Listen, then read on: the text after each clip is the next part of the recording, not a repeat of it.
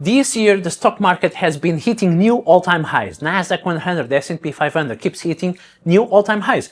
And I have lots of students asking me what they should do with their portfolio. Should they just sell everything?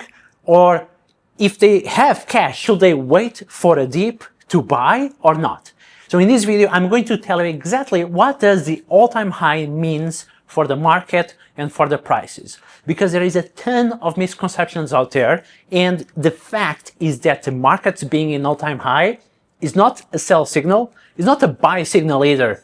But I'm going to show you the data. What does the data tells us about buying or selling when the market is all-time highs?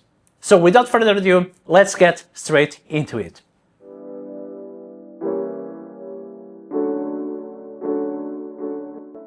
By the way, guys, my name is Henry. I'm a hedge fund manager based in Hong Kong, and I have my Henry Wealth Academy where I talk everything about stocks and ETFs. You can find a stock market investing course, an ETF course, and many other courses there.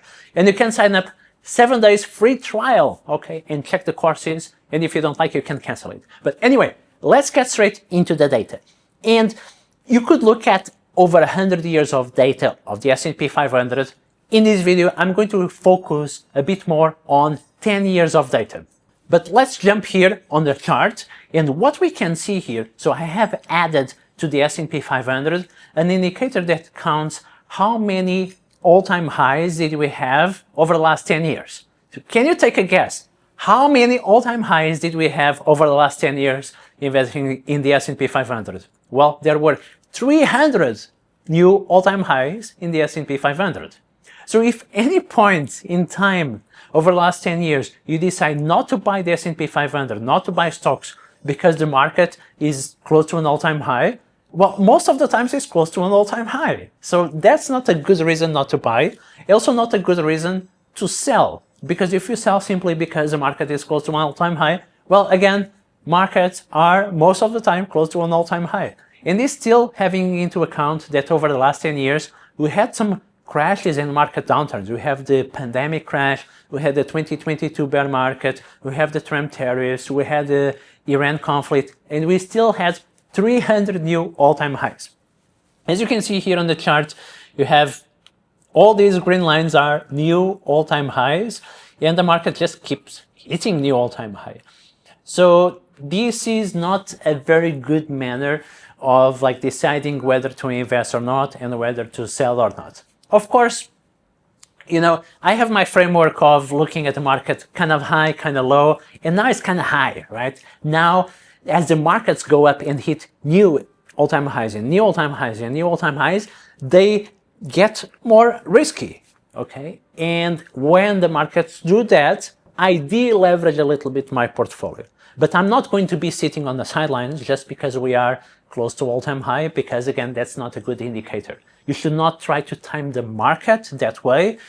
What you should do is look at the market, and if it is all-time highs, maybe you deleverage a little bit if it keeps hitting new all-time highs. If it hits 1-year lows or something like that, you had, for example, last 2 years, Trump tariffs, Iran conflict, those were amazing buying opportunities. So when the market dips, I turn on my DCA, I call it aggressive DCA, and I buy the dip and buy the dip and buy the dip. Because we are talking about buying the dip on index funds such as S&P 500 index funds, NASDAQ index funds, leverage ETFs that invest in these index funds. I'm not talking about buying the dip in some random altcoin and cryptocurrencies and meme coins or meme stocks, okay? That will be a disaster because the dip can continue going deeper and deeper, okay? But I'm talking about indices that are very diversified. Okay, another thing I want to discuss with you is lots of people also calling all-time highs in the market and it's a bubble and this and that because the Shiller PE ratio, also called the CAPE ratio, is hitting new all-time highs.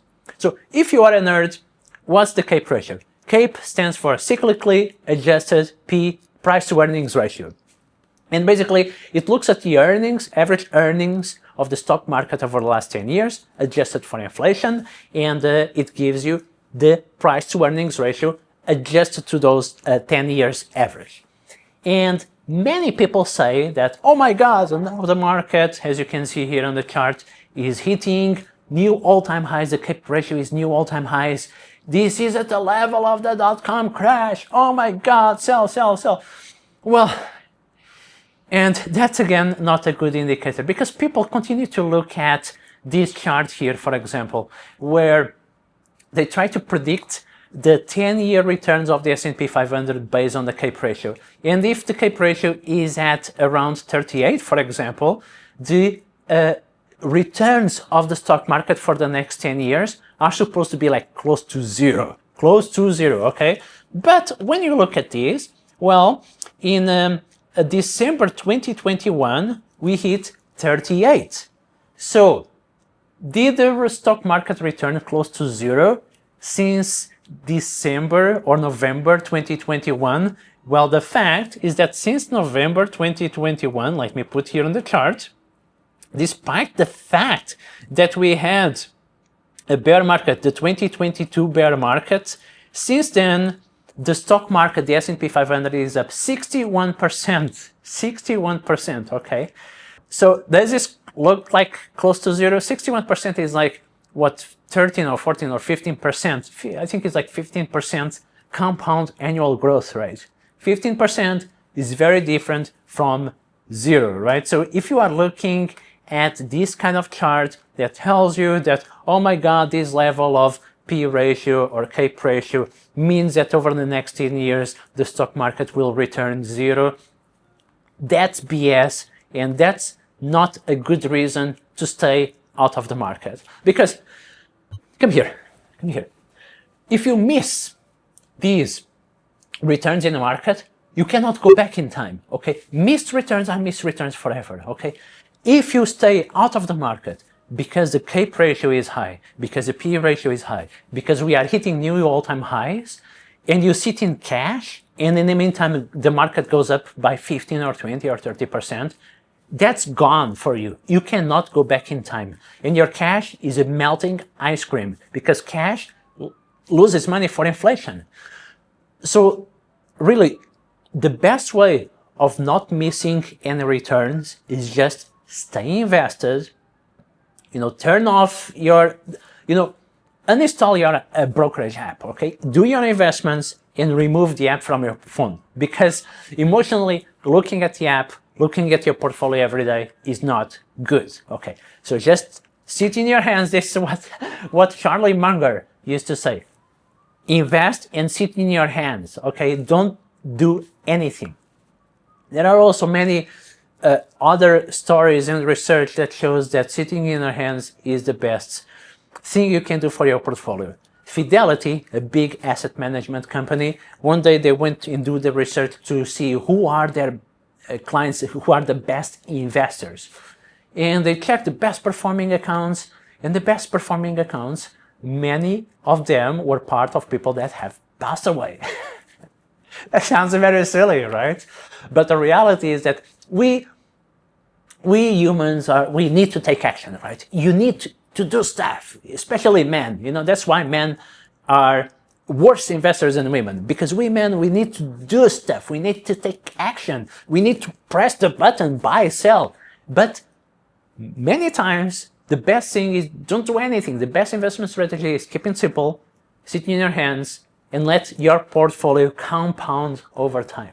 Or just act as if you passed away, you put your money into ETFs, leverage ETFs that I talk a lot about in my other videos, in my Henry Wealth Academy. Sit in your hands and don't do anything. And also, don't look at social media too much. If I scroll on X or on other social media platforms, I'm constantly seeing people saying, oh my God, we are in a bubble, we are hitting new all-time highs, the CAPE ratio, the P ratio, all-time high, and these ratios don't mean anything, because you are not comparing apples to apples, you are comparing apples to oranges. Because companies, the markets now are very different from what they used to be 30 years ago, 50 years ago, 100 years ago. If you look at the biggest companies in the S&P 500, in 30 years ago, they are oil companies, petrochemicals, car companies, and these companies are very capex intensive. They have very heavy investments in manufacturing and stuff like that. Now the biggest companies are software companies, AI companies. They have a very large global market. They can scale up much faster. They are much more efficient. Consequently, they have higher earnings, which demands higher P ratios from the market. So stop comparing apples to oranges, stop looking at CAPE ratios and new all-time highs, and just keep investing, keep dollar cost averaging, keep adding to your investments, and really keep it simple, because most times the best investment strategies are very simple. Okay, if you enjoyed this video, check my Henry Pulse Academy, 7-day free trial, no commitment. If you like, you stay. If you don't like, you leave. You can find a ton of interesting information and courses there on how to invest. And other than that, give it a like and subscribe, because really all the content I do is related to investor education. I want you to be a better investor. That's my mission. All right, guys, I'll see you soon. Bye.